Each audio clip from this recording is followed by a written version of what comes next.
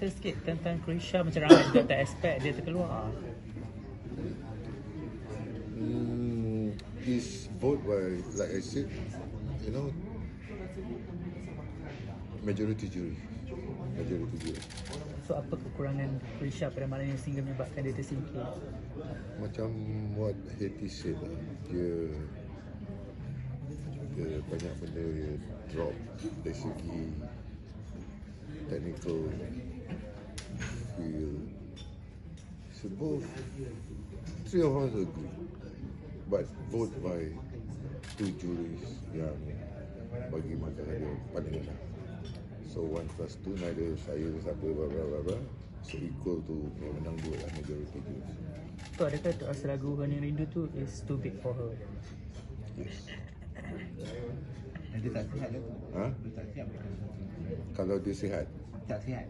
Tak, kalau dia sihat pun saya rasa dia susah nak deliver lagu tu. Sebab range dia tu is like hujung dunia ke hujung dunia.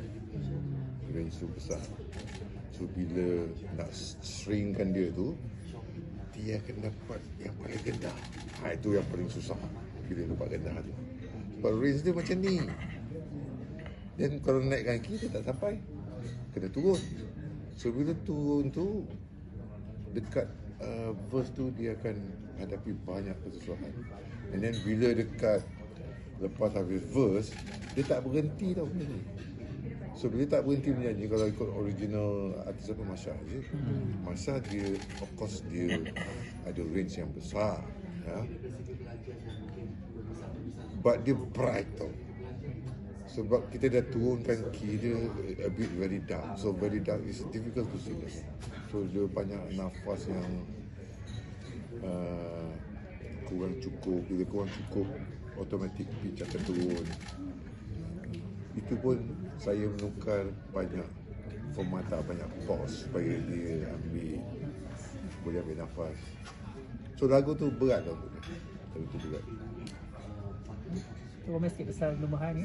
Ramai yang memuji, ketika-ketika juri tu boleh nampaklah puji dia kan. Well, budak ni dia improve banyak. Okay, and he's a fighter. 3 hari dia 3 hari tu dia kena maki dengan saya. Masih risau. Why I say the fighter? Because 3 hari tu saya maki. Dia tak bagi time tu sebab dia adalah student saya, right? So tak ada istilah anak emas, no, right? Saya memang maki dia 3 hari, ya. Tapi spirit dia tu, when come to Saturday, saya tengok dia. Of course saya very happy, ya. But benda tu tak boleh dikongsi. It's just a personal, it's my act, ya. Anybody pun dalam tu pun saya bagi sama rata. Dia tak cukup ini, tak cukup ini. So, but Nubahan tu dia something yang keras kepala. Dia suka melawan. Dia work hard. Supaya even by Sunday so saya maki dia lagi during sound check, you know. But result dia apa yang membuat untuk maki dia tu kenapa? Dia banyak benda dia leka, dia ikut dia punya itu feel tak cukup ini. So bila dia bagi data yang banyak tentang performance, ketika dia very hard working pun. Pada aku dia bukan dengan sekarang sangat close lah juga untuk akhir. Berapa point tu? Tak dapat. Ada minta je lah dua sama je. Tapi you galakkan tak peserta untuk menyanyi lagu yang berlawanan dengan gentina mereka? Maksudnya penyanyi Lagu lelaki perempuan. menyanyi perempuan. Okay, dia depends macam ni. Okay, saya pun tak tahu sebenarnya. Saya tidak menggalakkan, okay. Menggalakkan tu ada sebab, okay, bila someone compose untuk lelaki, perempuan, dia berbeza.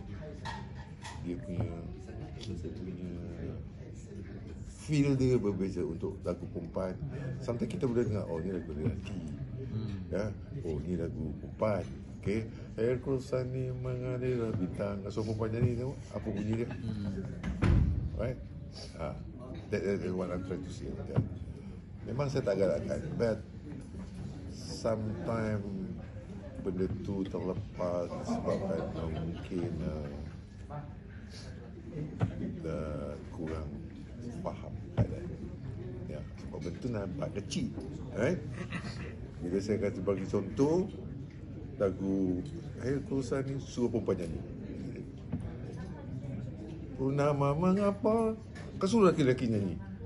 It doesn't match. Sebab lagu tu dibuat untuk perempuan, untuk lelaki.